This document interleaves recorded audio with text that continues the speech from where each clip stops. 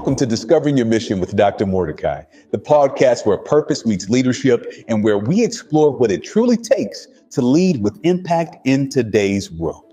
Let me ask you something. What happens when the value of higher education is questioned? Funding is uncertain and leadership is under a national spotlight. In moments like these, leadership isn't optional, it's essential. That's why today's conversation is one you cannot afford to miss. I'm joined by a national leader whose voice is shaping the future of community colleges across this country, President and CEO of the Association of Community Colleges Trustees, Jee Hang Lee.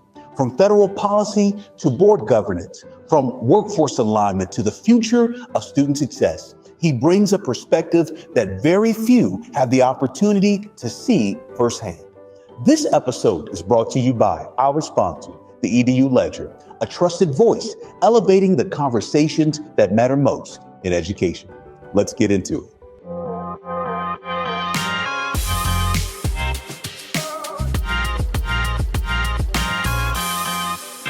Greetings, everyone. It's Dr. Mordecai. Once again, excited to have you on this episode. I'll tell you, I'm super excited about this guest. He is the president, CEO of the Association of Community College Trustees, Jee Hang Lee. Thank you so much, sir. We appreciate your time. Great to see you and happy to participate and to have a discussion with you today.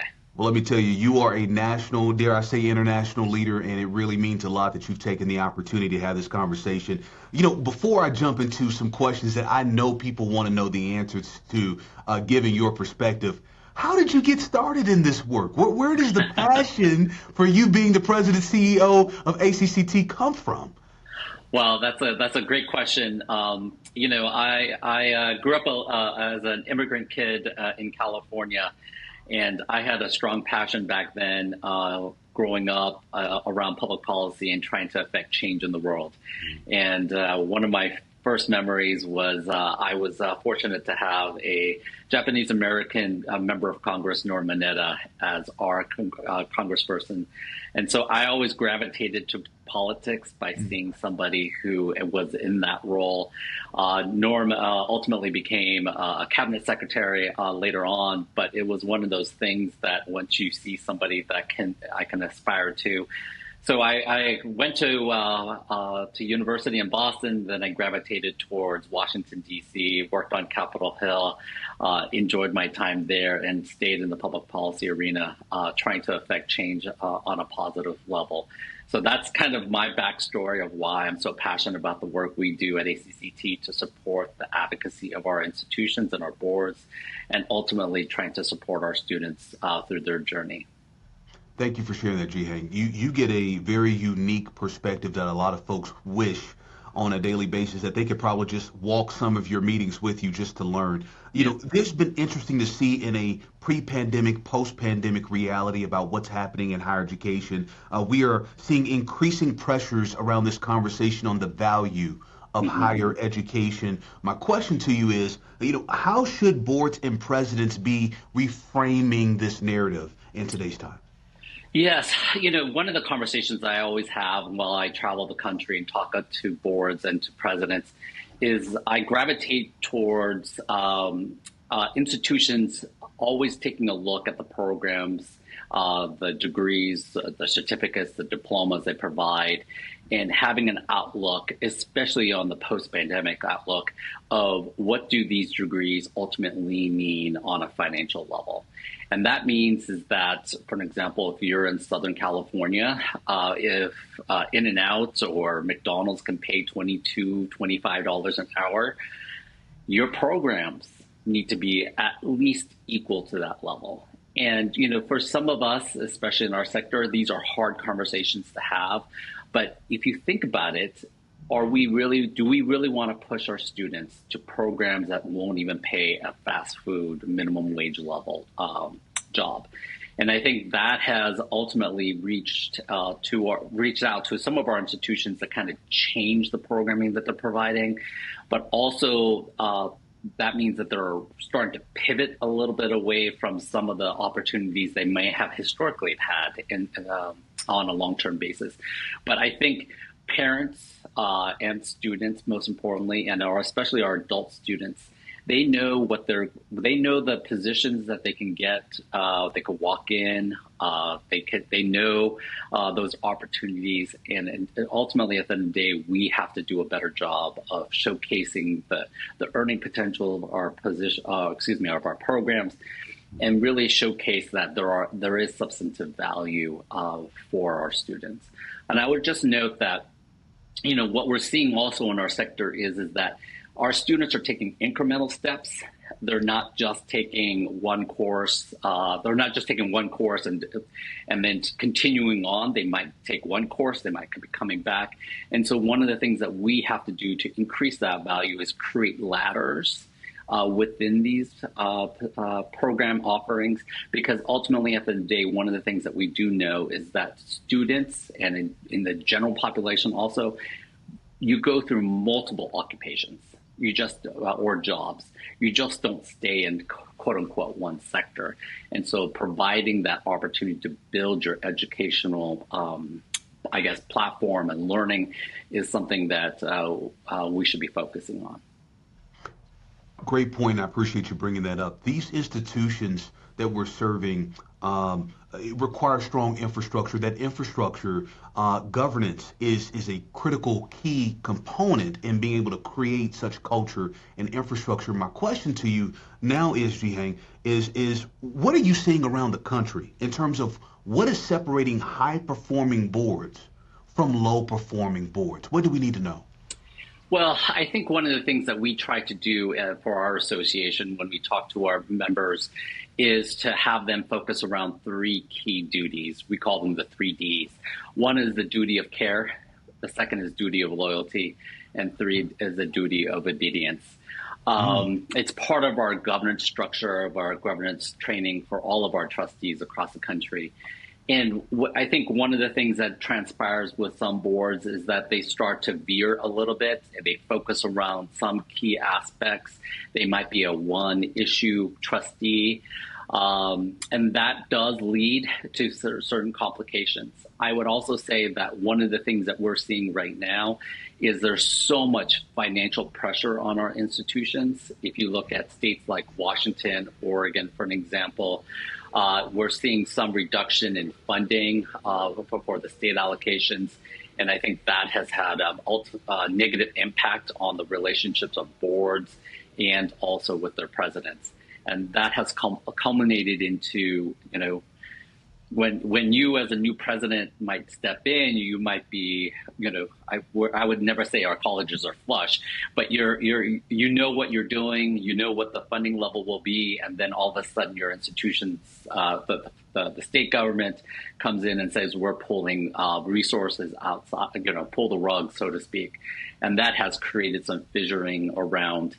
How do you deal with these types of shortfalls? Is it staffing? Is it some other stuff? Is it programmatic cuts? And that ultimately has brought more issues that we are watching and trying to support our boards and our presidents to work collectively together to get some type of solution together.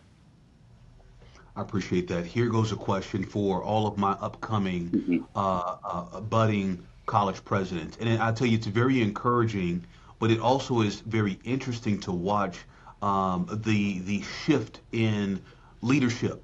There's a whole slew of presidents that I've been reading about and studying for all these years. And now those individuals have either retired or are nearing retirement. So we have a whole new generation of community college presidents that are stepping into these roles. What advice do you have? Let me start with this question when it comes to the new upcoming professionals and presidents, What advice do you have for these presidents? What should they be thinking about, Jee Hang? So, one of the things that I try to do is really support any individual that is aspiring to be a college president. So I'm on the advisory board for the University of Maryland Global Campus Program. I support the Kansas State program, the San Diego State program, whatever program that would like to have me weigh in or provide guidance. I've done the Executive Leadership Institute for the League of Innovation, and I've been there in the fall every year. I would say the thing that I need aspiring college presidents to be thinking about is the full breadth and width of the job. as a vice president of academic affairs or a provost, you understand your job. You understand the academic piece, you understand accreditation, you understand student success, you understand all of these various pieces. But when you, as a college president, sit in that chair, you may touch the academic side of the house maybe an hour a week. You know, if you think about your role as a college president, you're the chief advocate of the institution. You're the chief PIO of the college. You're the chief fundraiser for the college. You're the chief everything of the college. And that means if you don't have that skill set, if you can't ask for money, for an example, this is going to be a really hard job for you. And I think that is the thing that I would tell all of the aspiring college presidents is be thinking about how do you round your skill sets to be the college president of your institution. But also too, you know, this is also something I also tell people and they laugh about it, but it's funny to me. The chief decisions of our college presidents isn't something that is contextually like what you think might be the most important. If you think about your social media for many of our institutions, especially in cold weather locations, the most social media that we get at our colleges there is whether or not the college president is closing the campus because of snow, right? So if you think about it, and all of our college presidents will tell you this, especially in those in cold weather places, yes, that's the most amount of social media that they get is whether or not they close the college because of snow. So, you know, I jokingly say that because you didn't sign up for your PhD or your EDD program to be a meteorologist and understand high pressure, low pressures. But you also have to know as a future college president that some decisions that you make, which you think are minor, can balloon up to much larger contextual issues. Political uncertainty. I can't tell you how many aspiring presidents I've had this conversation with, folks that are just truly fearful about what's on the horizon. They feel as though they're prepared to lead, but the political aspects of the job or the impacts of the impacts of potential political dynamics really are steering them away. Should our advice, Jee Hang, be, okay, let's get you trained in terms of how to navigate these political uncertainties? Or do we say, you know what, if the politics isn't something you're willing to learn and understand and navigate, then this is probably not the job for you? What should our stance be? I fall on both sides because I think, you know, especially in states, so states like yours, you're in Colorado. So if you go to Arizona, Nevada, New Mexico, Nebraska, Montana, Wyoming, we all have elected boards that surround Colorado. So to a certain extent, politics always permeates the conversation of our institutions. As public institutions of higher education, we're largely dependent in the space, especially like states like Colorado, you're completely dependent on state funding. There is no additional apparatus of funding. So if you're uncomfortable in that political quote unquote arena, you might have to think about whether or not that opportunity is something that you want to aspire to. So I think, at least from my vantage point, politics has always permeated public institutions of higher education, and we need our presidents to be able to, be a flag and blow with the wind wherever the wind may take them. I would say the one thing that we are seeing, especially at the federal level, is there is some uncertainty at the federal funding level. And that is causing a lot of upheaval for some of our institutions. And I think this is where the opportunities for the president is to provide guidance and also leadership, and also seek alternative sources of resources to ultimately, if they don't, like for an example, if the funding for the MSI zone code comes through, think about alternative resources that they can tap and work with our teams to mitigate some of that funding loss. You already begin to hit the nail on the head on the question I'm getting ready to ask you. We're talking political uncertainty. We're talking fiscal uncertainties. You're talking about political realities at the state level as well, how that may differ from the federal level. My question to you now is, Jee Hang, and you can expand into this, from your national vantage point, what are the most significant threats that you believe are facing community colleges over the next few years? Well, I think for me, it comes down to two different buckets. The first bucket is funding. Like how are our colleges going to work on the funding apparatus of their institutions?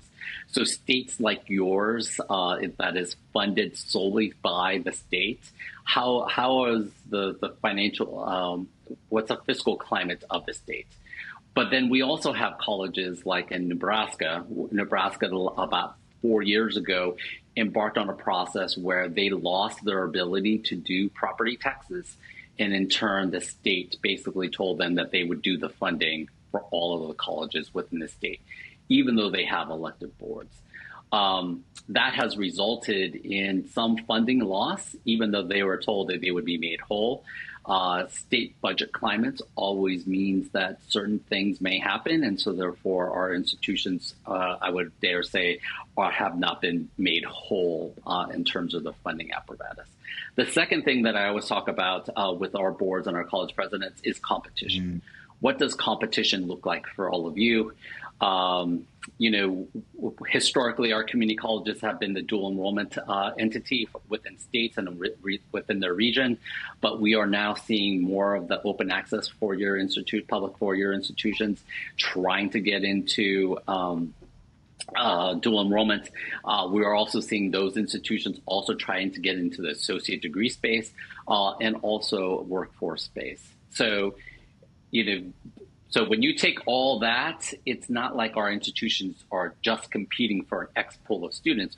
We're competing against everybody in the state. Our colleges in Iowa tried to do a bachelor's degree, and the thing that came to roost for our colleges there was that the four-year private institutions basically said that their institutions were at risk if community colleges did bachelor's degrees. It ultimately was not passed, I believe, by the Senate, but it's one of those things that our institutions need to be cognizant of, is that every type of institution is a competitor, so to speak. And there are enormous opportunities to do collaboration and partnerships to support students through the educational journey, but also know that there are competitors in this marketplace. And with finite resources, that competition is only going to get worse for our institutions. So that just means we need college presidents and boards to be nimble and thoughtful about the partnerships that they enter, but also think long term and what systemic changes need to be made to ensure their survivability. Love it. You're already highlighting being nimble, being responsive, thinking long term. My next question for you is, in addition to that, do you have any more to add? What should governing boards and their presidents be doing to navigate these times? You already talked about it, being nimble and being responsive, thinking long term. Anything else you want to add there, Jee Hang? Yes, I think boards and presidents need to be aligned on whatever strategic priorities that are within their community and think systemically.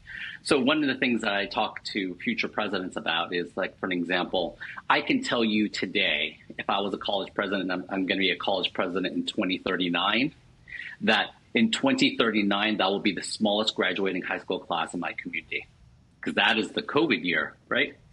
So you already know, you should know, like, how your graduating high school classes are coming in, because you know from demographic shifts. So as a college president, as a board, as you see these dips, valleys, or spikes, you should be thinking about also opportunities to deal with those valleys and spikes. So that might be, you might have to do some additional adult workforce training. You might have to do some additional partnerships with employers. But those are things that I think are opportunities for all of us to think strategically around who is going to be enrolling in our institutions. I think especially post, pre-COVID, we had a belief that students would always just matriculate into community colleges. We were always open access. But one of the things that I always tell boards is that while we might be the first door of higher education, we also may be the last door of higher education, because the reality of this is that many of our students, first-gen, low-income students, if they think, I can't succeed at my local community college, they probably think, I can't succeed at another institution of higher education. And I think that is something that increases the awareness, but number two, it obviously increases our responsibilities as public institutions to support that journey of our students, because if they don't succeed, they may never succeed in higher education. So again, what are you doing around strategic planning? What are you doing to ensure that there is a pipeline of students into your institution? So those are the things that I always think about in terms of flagging for future leaders, current leaders, and for boards. Before I ask you my final question, which as our viewers, watchers of this show, if you're new to the show, discovering your mission, one of the last questions we tend to ask our guests is what is their personal mission statement and why? But before we get to that, let me sneak one more in there. Jee Hang, you travel the country. I don't know what your international responsibilities are, but you certainly travel the country, and I have personally seen, you've done it for me as a new coming president, of let me stop by your campus, let me visit with your faculty, let me be present, let me just say in front of this audience, thank you for your leadership, because you're someone that's not just in an office and not just on the stage. You're there with the president, and I could speak firsthand to that. So number one, thank you.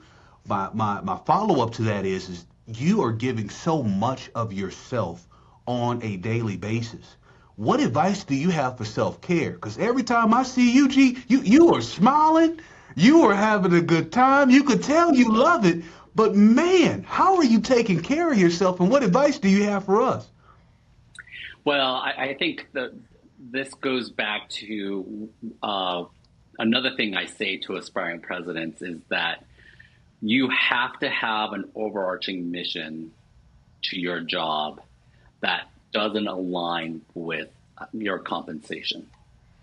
And that ultimately means when you get up in the morning, for example, tomorrow I fly to Seattle for the ACCT conference. I have a 6:30 flight, so getting up at 3:30. How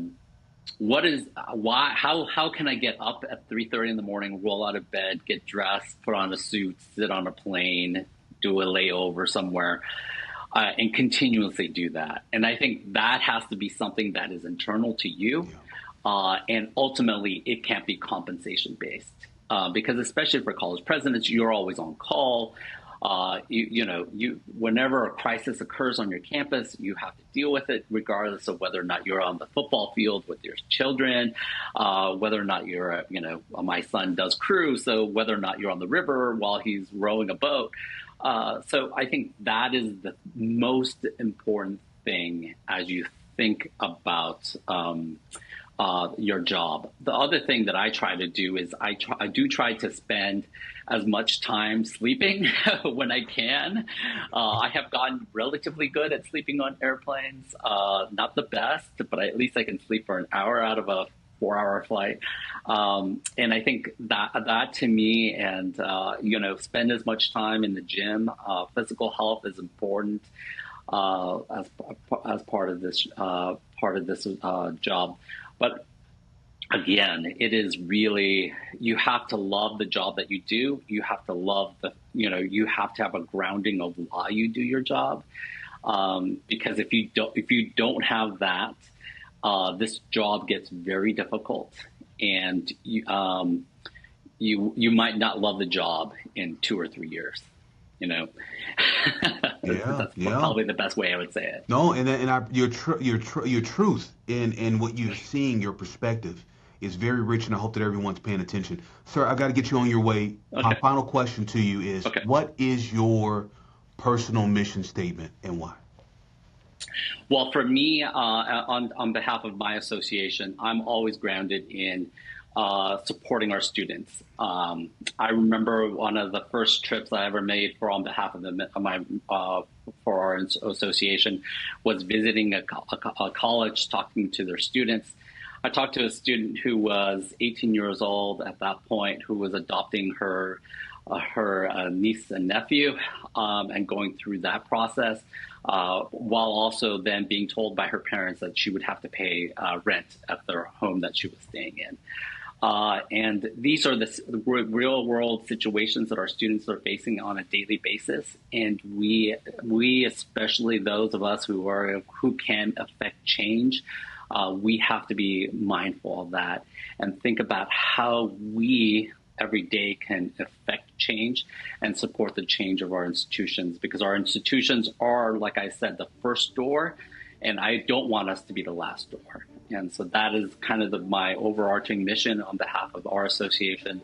And that's how I get up tomorrow morning really early to roll out and support our association. And hopefully every day I can affect somebody or affect change across our system.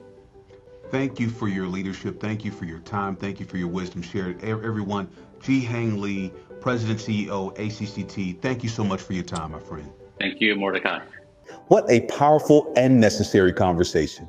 Jee Hang Lee didn't just give us perspective, he gave us clarity on what this moment demands of higher education, leadership in higher education. Let me leave you with 3 key takeaways from today's episode.